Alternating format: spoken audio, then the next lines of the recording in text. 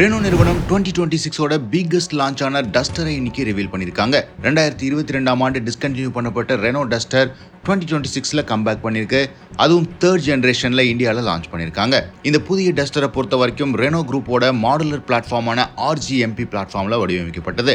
கிட்டத்தட்ட 90% இந்த கார் இந்தியாவுக்காகவே வடிவமைக்கப்பட்டதா தெரிவிச்சிருக்காங்க. ஏற்கனவே இந்த கார் எக்ஸ்ட்ரீம் டெம்பரேச்சர்ல டெஸ்ட் பண்ற வீடியோவும் வெளியிட்டு இருந்தாங்க. -23°C இருந்து 55°C வரைக்கும் 18,000 அடி வரைக்கும் இந்த காரை டெஸ்ட் பண்ணியிருந்தாங்க. இந்த extreme test 1 million kilometre test சைக்கிளுக்கு உள்ளாயிருக்கு அப்படின்னும் ரெனோ நிறுவனம் லான்ச் ஈவெண்ட்டுக்கு முன்பாகவே தெரிவிச்சிருந்தாங்க. டைமென்ஷனை பொறுத்த வரைக்கும் 4346 mm லென்த்ல 1815 mm விட்த்தோட 1703 mm ஹைட்டோட இந்த கார் இருக்கு.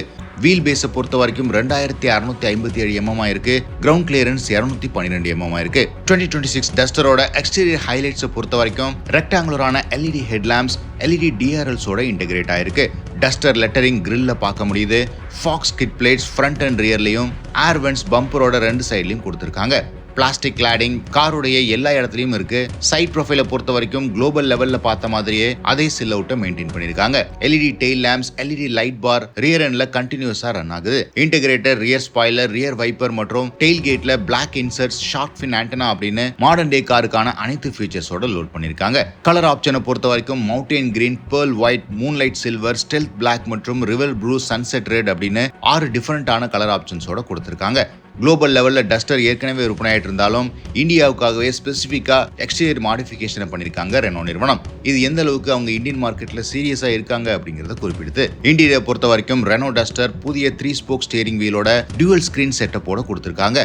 அகைன் குளோபல் லெவல்ல சென்டர்ல ஒரு ஃப்ளோட்டிங் டச் ஸ்கிரீன் இன்ஃபோடெயின்மென்ட் சிஸ்டத்தை மட்டுமே பார்க்க முடிஞ்சது. இந்தியாவுக்காகவே இந்த டியூவல் ஸ்கிரீன் செட்டப்பை கொடுத்திருக்காங்க.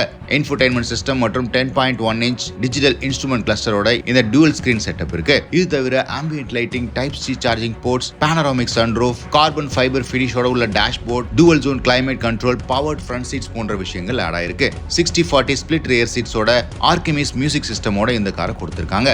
மாடர்ன் டே சேஃப்டி ஃபீச்சர்ஸான 360° கேமரா, 6 ஏர்பேக்ஸ், லெவல் 2 ADAS டிஃபால்ட்டா இந்த கார்ல இருக்கு. அண்ட் இந்த கார்ல எல்லாரும் எதிர்பார்த்தது எந்த பவர் ட்ரெயின் இந்தியாவுக்கு கொடுப்பாங்க அப்படிங்கிறது தான்.